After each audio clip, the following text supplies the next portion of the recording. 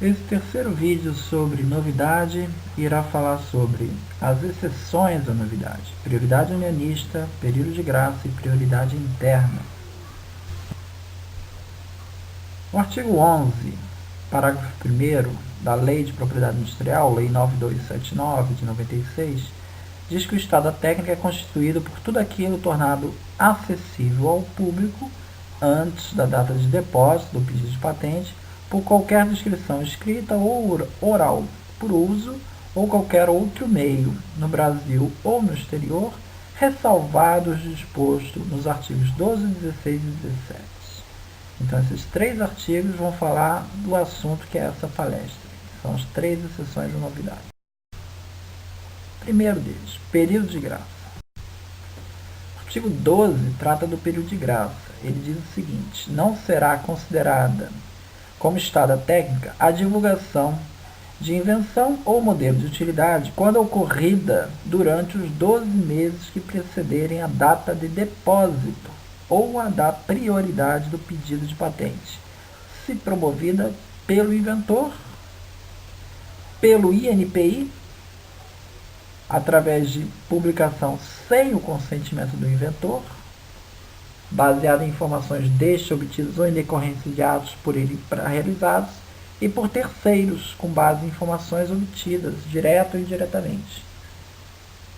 O INPI poderá exigir do inventor declaração relativa à divulgação, acompanhada ou não de provas, nas condições estabelecidas em regulamento. Poderá exigir. Então, veja, numa visão bem geral, o inciso 1, quando ele fala da divulgação do inventor, diz o seguinte: se o inventor está no seminário e ele divulga a invenção dele, o inventor, divulga a invenção dele, se dentro do período de 12 meses contado dessa divulgação ele fizer o depósito de patente para a mesma matéria, essa divulgação dele no seminário não pode ser usada como estada técnica. É como se ela não existisse. Então, o depósito de patente vai se buscar das datas de depósito para trás, né? E não vai se olhar para essa divulgação feita pelo inventor. Tá? Vamos uma outra situação. Vamos supor que essa palestra ela foi noticiada no jornal. O jornal falou dessa palestra. Um repórter falou sobre essa palestra. Nesse caso, essa divulgação feita pelo jornal, ela se enquadra no inciso 3, porque é uma divulgação feita por terceiros, né? Não é o inventor que escreveu a matéria do jornal, foi um jornalista. Mas ela foi feita com base em informações obtidas direta ou indiretamente do inventor, ou em decorrência de atos por ele praticados. Então, essa divulgação feita no jornal também não serve como estada técnica para o pedido de patente que veio depois. O inciso 2 fala da questão do INPI. Quando o INPI ele faz uma publicação sem o consentimento do inventor. Então, esse caso daqui é quando o INPI publica um erro. Vamos supor, o INPI faz uma publicação indevida, não deveria ter sido feito. E essa publicação ela não poderia prejudicar alguém que venha depois pedir a patente daquela matéria, porque foi indevida pelo INPI, foi feita sem o consentimento do inventor. Então, é como se ela não consta do estado da técnica. Então, são esses três casos. Eli Thompson destaca que, além da segurança para o inventor, o depósito de patente antes de qualquer publicação é uma forma de valorizar a própria invenção. Publiquem uma invenção livremente e quase certamente ela morrerá por falta de interesse no seu desenvolvimento, e o mundo não poderá usufruir os benefícios dela resultantes. Ao contrário, patenteie-na, e se ela for valiosa, será aproveitada e desenvolvida gerando novo produto. Então, veja, a tese de que você tem que divulgar suas invenções o mais rápido possível, ela acaba indo contra você, porque quando você divulga tudo sem pedir a patente primeiro, você fica à mercê das pessoas, elas se apossarem daquilo e você não vira pedir a patente depois. Por quê? Porque o período de graça ele vai proteger a divulgação feita pelo inventor, ou seja, aquela tua invenção não vai servir como estado técnico. Mas se alguém pega a sua invenção e faz uma publicação, essa publicação vai ser difícil provar que ele pegou direta ou indiretamente de você. Quando é um caso do jornalista, do jornal, tudo bem, está claro lá que ele foi resultado, ele diz que pegou aquela informação da sua palestra. Mas quando é uma pessoa que pega e divulga isso em outro lugar, fica difícil você depois provar que essa pessoa soube disso através da sua palestra.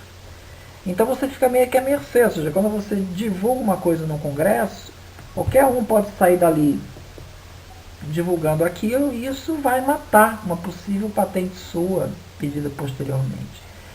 E disseminada por tanta gente, isso pode perder o interesse em desenvolver aquela tecnologia, porque como aquela tecnologia já não tem proteção, está todo mundo acessível, ninguém vai querer pagar por ela. Ninguém vai querer pagar, e não somente pagar, ninguém vai querer investir nessa invenção. Porque se ela necessitar de investimentos, você não vai ter garantias de retorno para o investidor.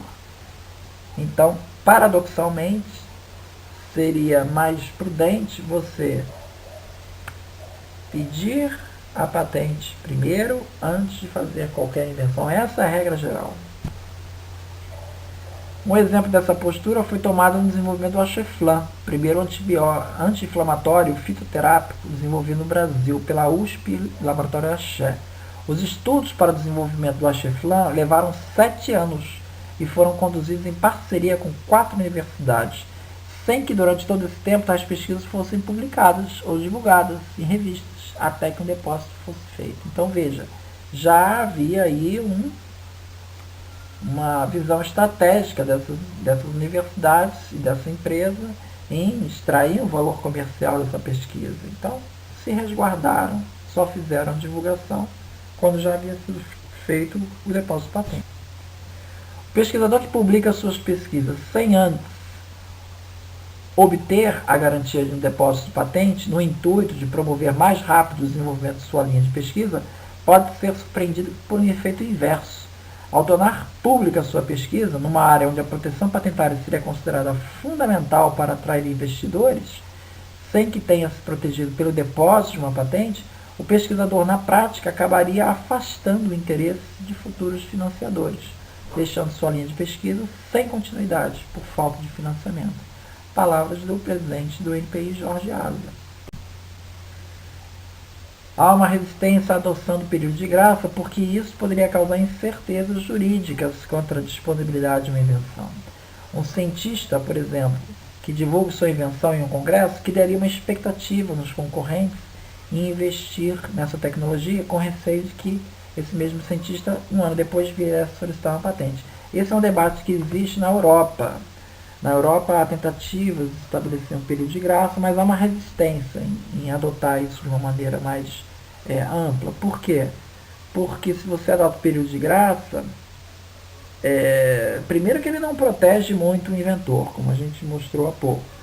Segundo, que isso cria uma incerteza, porque quando o cientista faz sua palestra lá, você não sabe se o cientista, afinal de contas, nesse ano que vem pela frente, se ele vai efetivar um depósito de patente ou não.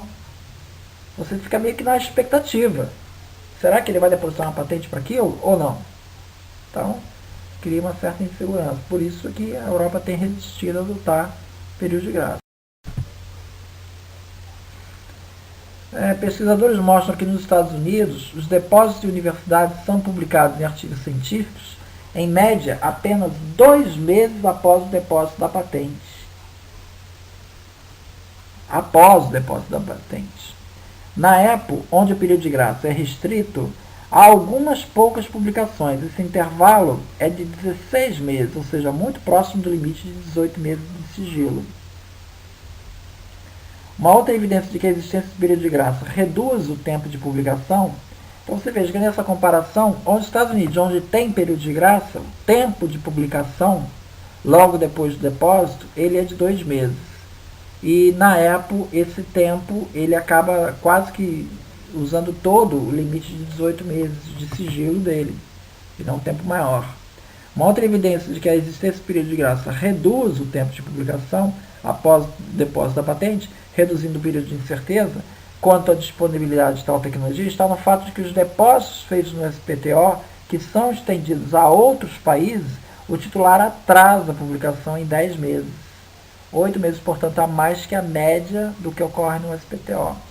Então isso aqui é meio, esse slide aqui, esse estudo aqui mostra um contra-argumento daquele slide anterior que eu falei. Aquele slide anterior falava que não se recomenda na Europa usar período de graça porque isso cria uma incerteza. Esse estudo aqui mostra que o fato de existir período de graça nos Estados Unidos faz com que os pedidos, as tecnologias sejam divulgadas mais rapidamente, contados da data de depósito. Mas isso é porque você tem uma cultura já de depositar a patente primeiro. Período de graça. O direito está garantido a partir do depósito da patente. Essa é a regra geral. O que garante teu direito é o depósito da patente. O período de graça prevê apenas que essa divulgação prévia não possa ser usada contra a novidade ou atividade inventiva do depósito de patente posterior do próprio inventor. Ele não constitui estado técnico. No caso de uma outra pessoa depositar um pedido da mesma matéria entre a data de divulgação e a data de depósito, sem que tal informação tenha sido obtida direto ou indiretamente, neste caso, esse pedido de terceiro será indeferido por falta de novidade, face à divulgação prévia do primeiro inventor. No entanto, o pedido de patente do primeiro inventor também será indeferido, porque esse pedido de essa divulgação de terceiro vai servir. Isso mostra a vulnerabilidade do período de graça. Segundo o artigo 11 da CUP, ele diz o seguinte: os países da União, nos termos da sua lei interna, concederão proteção temporária a invenções patenteadas, modelos de utilidade, desenhos e modelos industriais, bem como as marcas, para produtos que figuram nas exposições internacionais ou reconhecidos oficialmente, organizados no território de qualquer deles. Então você veja que, no caso da CUP, ele está restringindo nos termos de sua lei interna. Quer dizer, nem todo país vai ter lei interna para regular o período de graça. Ele dá essa brecha para você proteger o período de graça. Tá? O país membro pode proteger. Agora ele dá uma observação que é uma coisa bem restrita, né? Ou seja, está restrita a exposições reconhecidas, etc. Você veja que no Brasil, o artigo 12 está se referindo a qualquer divulgação feita pelo inventor. Qualquer. Não precisa ser uma exposição internacional oficial reconhecida, em qualquer divulgação. Será que é qualquer mesmo? Aí é que tá. Veja bem, a CUP ela dá um sentido mais restrito. A lei brasileira fala em divulgações. As exceções são aquelas dos 3 incisos. Aquelas exceções dos 3 incisos, elas restringem as possíveis divulgações que não constam, como está aqui. Então, a divulgação em um jornal de um congresso não pode ser usada contra a novidade ou atividade inventiva do pedido depositado pelo inventor, pois, neste caso, terceiros, o jornalista publicou uma matéria com base em informações diretas. Então, se encaixa no inciso 3, não sendo considerado estado técnico. Cabe ressaltar que as divulgações que são aceitas para o período de graça são documentos não patentários, por exemplo, publicação de artigos científicos, comunicações orais, desde que haja registro dos mesmos. Logo, um pedido de patente do próprio inventor não pode ser considerado como divulgação que cai no termos do período de graça. Então, essa é uma grande questão. O inciso 1, ele fala de divulgação feita pelo inventor. Será que é qualquer divulgação? Existe um entendimento de que isso não inclui as divulgações com documentos de patente, porque, teoricamente, o inciso 2 é que trataria das divulgações feitas pelo NPI, ali é que estão as divulgações feitas por escritórios de patentes. Tá? Então, isso porque para dar um significado um pouco mais restrito ao período de graça. O período de graça é uma exceção, então não vamos colocar um sentido tão abrangente para período de graça, porque ele é visto de uma maneira restrita, um pouco mais restrita. Decisão de 2008, a juíza federal Tribunal Regional Federal da Segunda Região analisou o argumento do inventor da patente desse modelo de utilidade, que quis utilizar o pedido de graça para um outro depósito do mesmo titular publicado em 2000 e depositado em 98. Então veja que, no caso, esse publicado em 2000 e depositado em 98, quer dizer, o pedido de patente lá, o PI, o MU de 790, foi depositado em 99. Esse primeiro, ele ainda estava em sigilo. Quer dizer, não se aplica período de graça aqui, primeiro porque isso não é uma divulgação, né? Ou seja, o primeiro pedido do MU 780, ele em 99, ele estava em sigilo, não tinha divulgação nenhuma.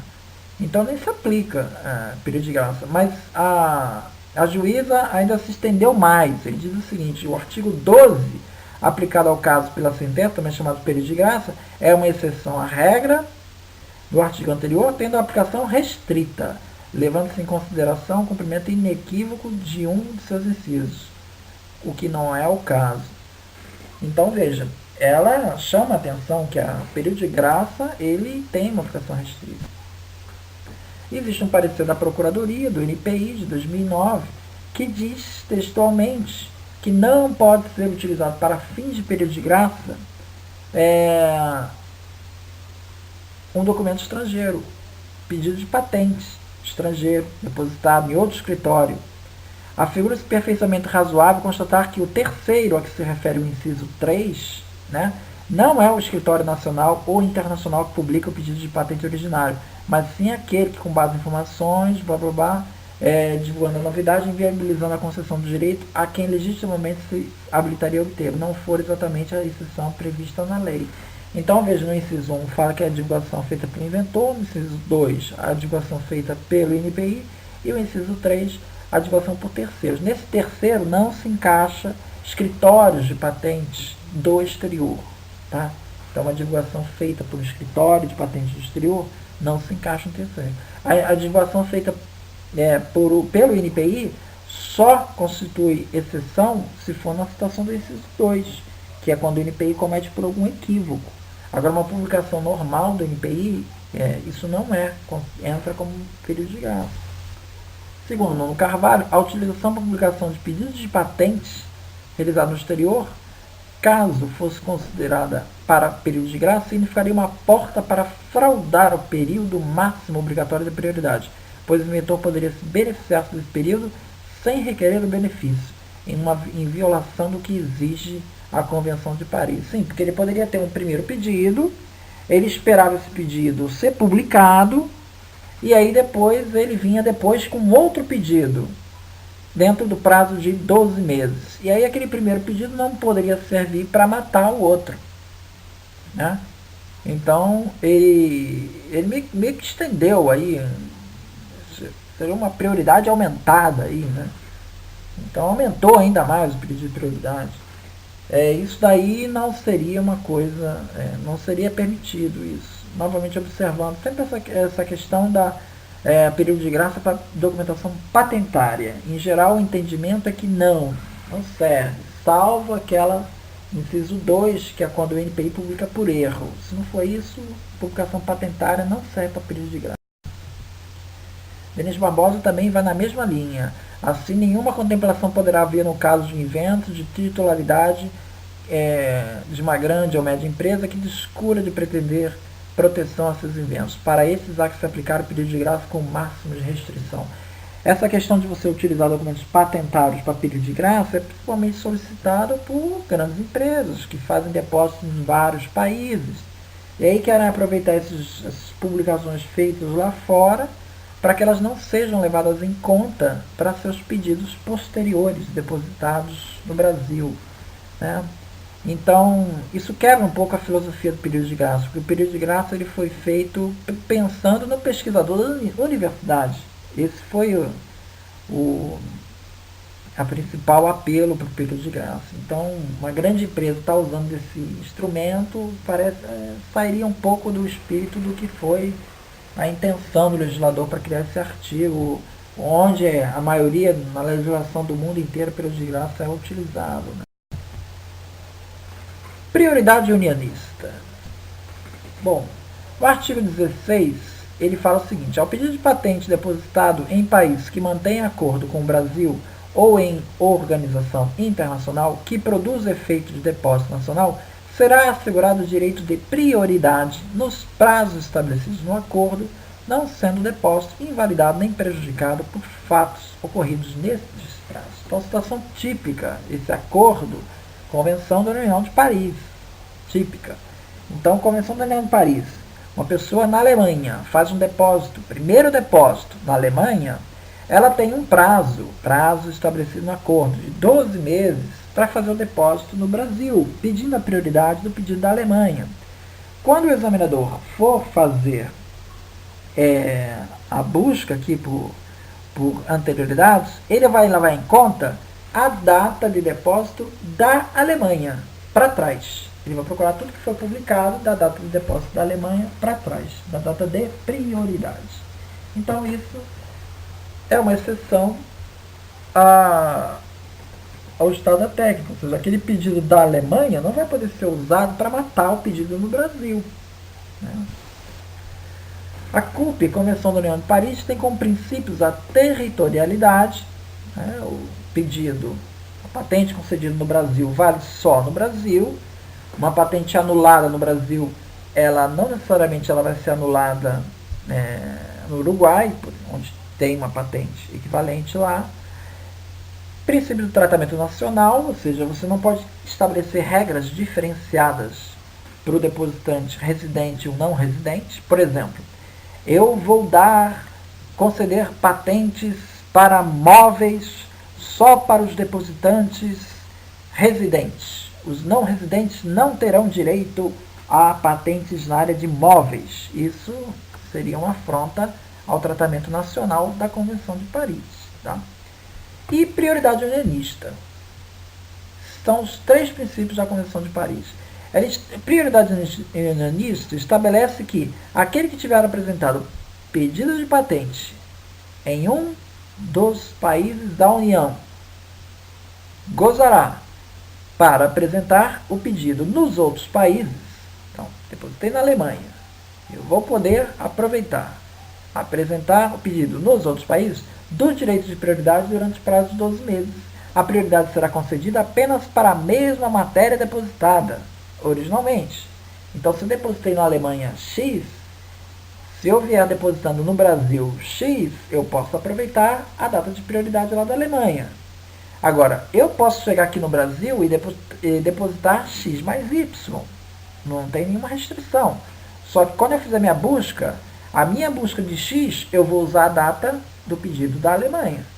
A minha busca de Y, eu vou fazer a data do depósito no Brasil. Ela não tem prioridade Y, só tem prioridade para X. A prioridade será concedida apenas para a mesma matéria depositada originalmente lá na Alemanha ou matéria derivada do conteúdo originalmente reivindicado de forma direta e não ambígua, utilizando-se do conhecimento técnico do assunto à época do depósito original. Então, pode ser exatamente igual ou pode ser matéria originalmente derivada, ou seja, eu posso mudar as palavras e continuar sendo a mesma matéria. Precisa ser uma cópia fiel do texto, né? No caso de pedido de patente com prioridade unionista, se o documento que deu origem à prioridade for de depositante distinto daquele que requereu o pedido no Brasil, por cessão de direitos, deverá ser apresentada cópia do documento de cessão, firmado em data anterior à data do depósito no Brasil, ou declaração de cessão, documento equivalente. O examinador deve ter atenção com documentos de origem dos Estados Unidos. Nesse caso, em geral, o pedido de prioridade é depositado no nome do inventor. Quando ele chega no Brasil, o depositante é a empresa. Então, o depositante dos Estados Unidos não é o mesmo do depositante no Brasil. Então, nesses casos, sempre vai ter que ter um documento de cessão do inventor cedendo a invenção para a empresa. Deve ser considerado como primeiro pedido, cuja data de apresentação marcará o início do prazo de prioridade, pedido ulterior que tenha o mesmo objeto de um pedido anterior, apresentado no mesmo país da União, desde que, na data do depósito, na data do pedido posterior, o pedido anterior tenha sido retirado, abandonado ou recusado, sem ter sido submetido à inspeção, sem deixar subsistir direitos, e que não tenha servido de base para a reivindicação de direito de prioridade. O pedido anterior Então, não poderá servir mais de base para a retificação de prioridade. Então, veja, essa é a tese geral de um pedido retirado. O que é um pedido retirado? Eu entrei na Alemanha. Fiz um primeiro depósito. É o primeiro depósito. A partir daquele primeiro depósito, conta 12 meses, eu posso pedir aqui no Brasil, até 12 meses, aproveitando a prioridade lá da Alemanha, certo? Vamos supor que eu peça primeiro na Alemanha, passa 12 meses, eu peço na Inglaterra, passa 12 meses, eu peço no Brasil, pedindo a prioridade da Inglaterra. Não pode fazer isso. Não pode fazer isso. Eu tenho que pegar sempre do primeiro depósito. Eu depositei primeiro na Alemanha, é daqui que eu tenho que contar. A exceção vai ser essa situação de pedidos retirados, abandonados ou recusados. Ou seja, se eu estiver na Alemanha, um primeiro depósito na Alemanha, passa lá uns 2 meses, eu abandono esse primeiro depósito. Eu abandono ele. Eu chego lá e abandono esse depósito. E aí eu faço um outro depósito na Alemanha. Seria o meu segundo depósito, certo? Só que aquele primeiro eu abandonei. Quando eu abandonei aquele, ele estava em sigilo, ele não foi publicado, ele não gerou prioridade, ele estava lá, ele não gerou efeito nenhum. Eu cheguei lá e abandonei. Quando abandonei, é como se eu desse um apagar nesse pedido. Esse pedido nunca existiu, ele some. Esse meu segundo que eu estou fazendo, ele passa a ser considerado o primeiro depósito. Então ele pode dar prioridade a outros. Tá? Agora, isso é a situação do pedido abandonado. Exceções à prioridade. Prioridade unionista. O documento X é depositado no NPI em 1996 e reivindica como documento de prioridade um pedido depositado no SPTO em 95. Então, depositou lá no SPTO dos Estados Unidos, em 95, e depois, em 96, veio aqui no Brasil fazer o seu pedido de patente. Tudo bem. Esse pedido dos Estados Unidos, por sua vez, é um continuation in part. Aí vamos à história dos continuation in part. Ele é um continuation in part de um outro documento, P1, foi depositado nos Estados Unidos, que foi abandonado. Então, ele teve um primeiro depósito nos Estados Unidos em 94. Esse 95 é um continuation in part e abandonou o primeiro. O documento de prioridade P1 foi abandonado e não pode dar origem à prioridade do depósito do documento brasileiro. Seja porque, além do prazo de 12 meses, seja porque no momento do depósito já havia sido abandonado. Quanto ao documento P2, o de 95, que se encontra dentro do prazo de 12 meses, ele poderá ser usado como documento de prioridade. Então, veja, aqui estamos na regra dos pedidos abandonados. Tá? Então, um pedido continuation in part, ele pode dar origem à prioridade no Brasil, desde que ele seja o primeiro pedido, ou seja, aquele primeirão lá nos Estados Unidos, ele tenha sido abandonado. A prioridade unionista se aplica sempre ao primeiro pedido, não, a regra geral, primeiro pedido. Regular, depositado em um país da União. Nesse caso, como o P1 foi abandonado, o primeiro é o P2. Caso a prioridade não seja aceita, o que acontece? Eu vou indeferir o pedido? Não, o pedido não é indeferido. Ele apenas perde a data de prioridade. Então, se eu tenho um pedido que a prioridade foi indeferida, eu vou fazer as buscas da data de depósito para trás. Eu vou procurar o estado da técnica da data de depósito para trás. Ponto, só isso. Aí que a gente perde o direito à prioridade, uma vez que, por exemplo, não apresentou dentro do prazo, a documentação legal, o exame segue normalmente. Leva em conta a data de depósito. É publicada a perda de prioridade pelo NPI. Assim, se o requerente deposita um pedido de patente X em 1º de janeiro de 2004 no país A, ele terá até 1º de janeiro de 2005 para realizar o mesmo depósito em outro país B, também membro da Convenção de Paris, reivindicando a prioridade para o pedido original. Se outra pessoa deposita em 1º de setembro, olha, está bem no meio aí do intervalo, um pedido de patente no país B também, ele depositou lá. Mesmo tendo sido o primeiro a depositar nesse país, né? No país B ele foi o primeiro, né? 1º de setembro. Né? Quem ganhará a patente será o requerente X. Por quê? Porque no pedido X, quando esse pedido X for depositado no Brasil, 1º de janeiro de 2005, eu vou usar para busca a data de prioridade. Vou procurar de 1º de janeiro de 2004 para trás. Não vou achar nada, né? Por hipótese. Não vou achar nada. Então, eu vou considerar a patente para o X.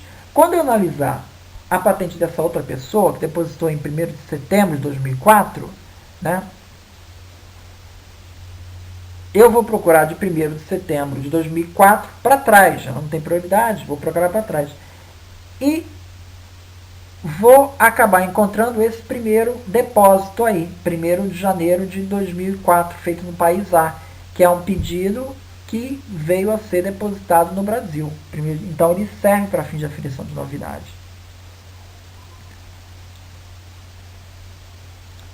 Ele vai servir para fins de aferição de novidade. Prioridade unionista. Por exemplo, vamos falar da questão das prioridades múltiplas, tá? O pedido pode pedir mais de uma prioridade? Pode. Veja esse caso. Ele tem uma primeira prioridade em 10 de outubro de 97, uma segunda de 2 de dezembro de 97 e uma terceira de 17 de julho de 98. Veja que o intervalo entre a primeira, a prioridade mais antiga e a mais nova não pode ser mais que um ano, né? Senão a prioridade mais antiga já vai ter passado de 12 meses, né? O depósito no pedido do Brasil é feito em setembro de 98. Bom, vamos ver. Setembro de 2008. Está todo mundo dentro de 12 meses? Tá. Está todo mundo P1, P2 e P3, está todo mundo dentro de 12 meses. Então, todos eles são válidos. Dentro, portanto, do limite de um ano contado do primeiro depósito exterior. Certo? Nesse caso, se o examinador encontra uma anterioridade publicada em 9 de outubro de 97, veja só, a prioridade mais antiga é 10 de outubro. Eu encontrei uma anterioridade que foi publicada em 9 de outubro. Foi antes da prioridade mais antiga. Eu não preciso identificar quem é a matéria que está em qual documento de prioridade, porque, de qualquer maneira, o meu documento de anterioridade ele é anterior a todas as 3 prioridades. Então, não há nenhuma necessidade de identificar a que prioridade pertence a matéria reivindicada. Caso a anterioridade tenha sido publicada no miolo, ou seja, lá no dia 11 do 10, opa, aí nós temos um problema, porque a minha anterioridade ele já é depois do P1. Ele é antes do P2 e antes do P3. Então, se a matéria o examinador vai ter que identificar se a matéria da reivindicação em exame corresponde a P1 ou não.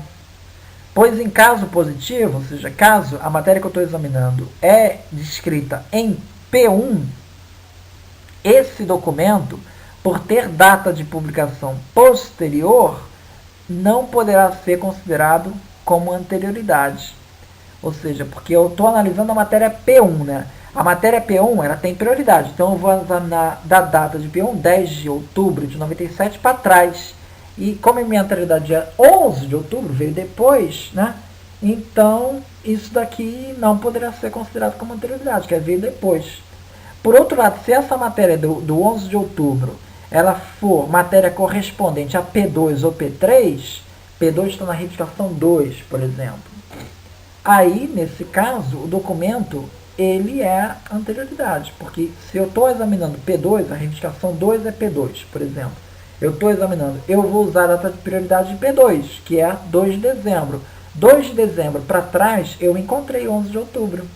Então, o documento serve, ele está... Então, veja, eu só preciso identificar quem aqui na prioridade, que viu isso passagem é uma tarefa meio complicada, você identificar nas reivindicações quem é P1, quem é P2, quem é P3, isso nem sempre está muito claro. Só precisa se dar a esse trabalho se você tiver uma anterioridade que vai cair nesse intervalo aí entre as datas de prioridade. Se não for o caso, esquece tudo isso e ignora toda essa discussão aí que vai servir para as 3. O artigo 4A da Convenção da União de Paris diz: deve-se entender por pedido nacional regular qualquer pedido efetuado em condições de estabelecer a data em que o mesmo foi apresentado no país em causa, independente do resultado ulterior do pedido. Então, veja, o pedido lá da Alemanha, fiz um pedido primeiro na Alemanha, depois eu vim 12 meses, depositei aqui no Brasil, pedi prioridade do pedido da Alemanha. Se esse pedido na Alemanha tiver sido indeferido, ou se ele tiver sido, não importa se não veio a ser uma patente ou não, ele serve para fins de prioridade. Ele só não vai servir se ele tiver sido abandonado. Então, a partir do momento que ele foi publicado lá na Alemanha, aí acabou, você não pode mais abandonar.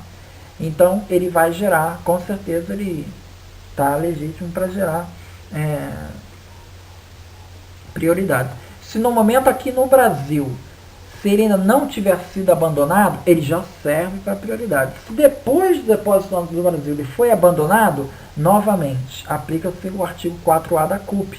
Ou seja, o abandono veio depois do depósito no Brasil. Então, isso daí veio depois. Isso aí é resultado ulterior. Então, isso não afeta. Valeu, a prioridade valeu. Por isso é que se diz que, nesse caso, lá na Alemanha, como ele gerou pedido de prioridade aqui no Brasil, ele não poderia ser retirado lá na Alemanha. Porque veja que na lei brasileira, a lei alemã deve ter alguma coisa semelhante, na lei brasileira ela diz que você só pode recusar retirar um pedido se ele não tiver gerado direito de prioridade. Lembra, né? Está nos slides anteriores, porque exatamente por causa dessa situação. O artigo 4H da CUP diz: a prioridade não pode ser recusada com o fundamento de que certos elementos da invenção para os quais se reivindica a prioridade não figuram entre as reivindicações, contanto que o conjunto dos documentos do pedido revele de maneira precisa aqueles elementos.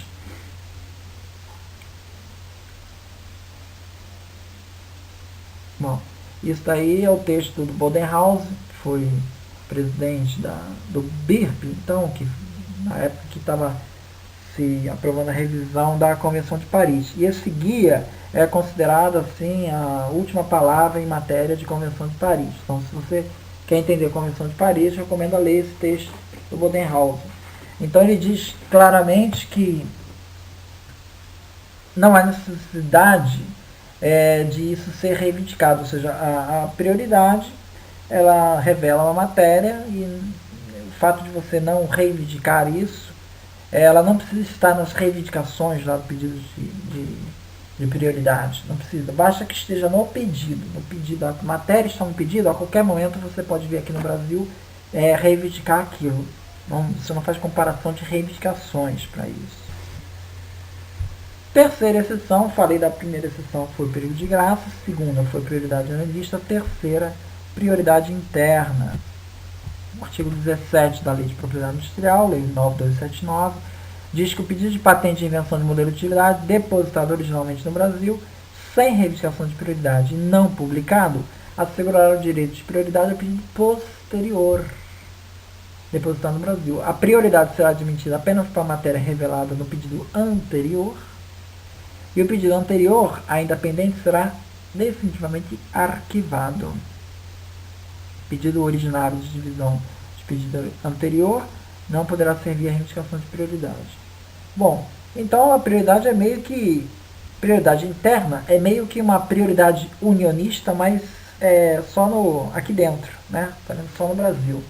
É como se você estivesse estendendo os direitos de prioridade unionista que valem para os estrangeiros, você estivesse conferindo o mesmo direito aqui para o inventor nacional. Então, o inventor nacional que faz um primeiro pedido no INPI, ele pode, durante o prazo de um ano, solicitar um segundo pedido, em que ele vai escrever melhor esse pedido, enfim, etc., onde ele pede a prioridade interna. Ele tem que dizer isso, ele vai pedir prioridade interna no pedido anterior, para a mesma matéria. Então, quando esse pedido ele é definitivamente arquivado, tá?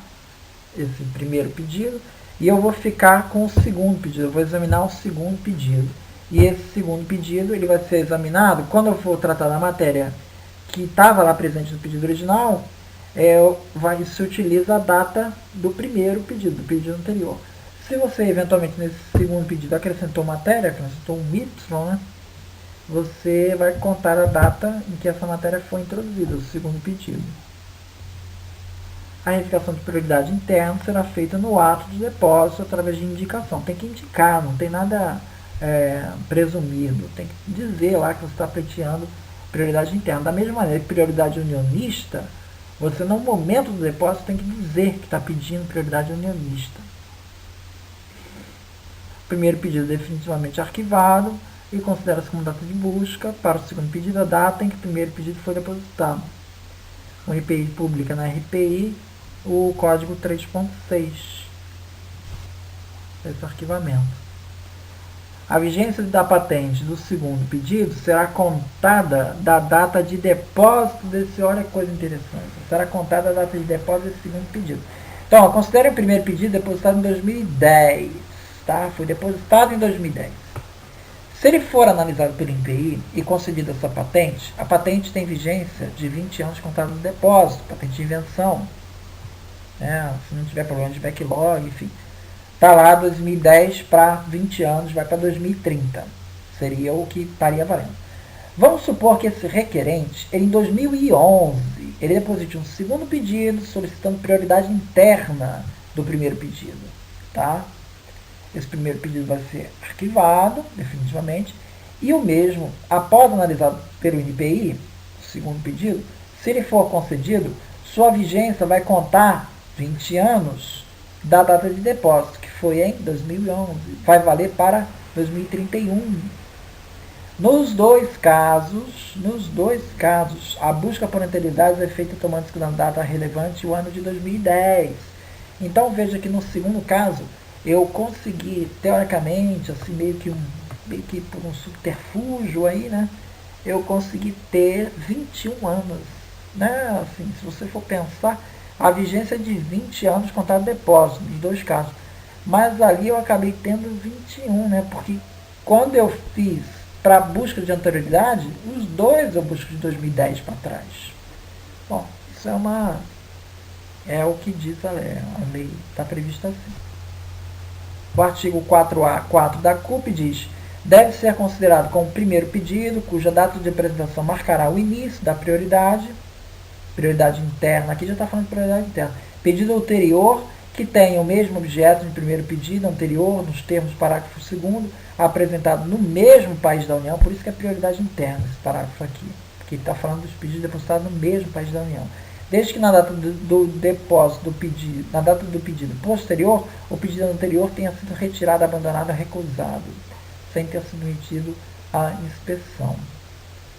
Então, esse é o mecanismo da prioridade interna, que é dado pela lei brasileira, é muito pouco usado, mas ele está previsto na Convenção de Paris. Muito obrigado.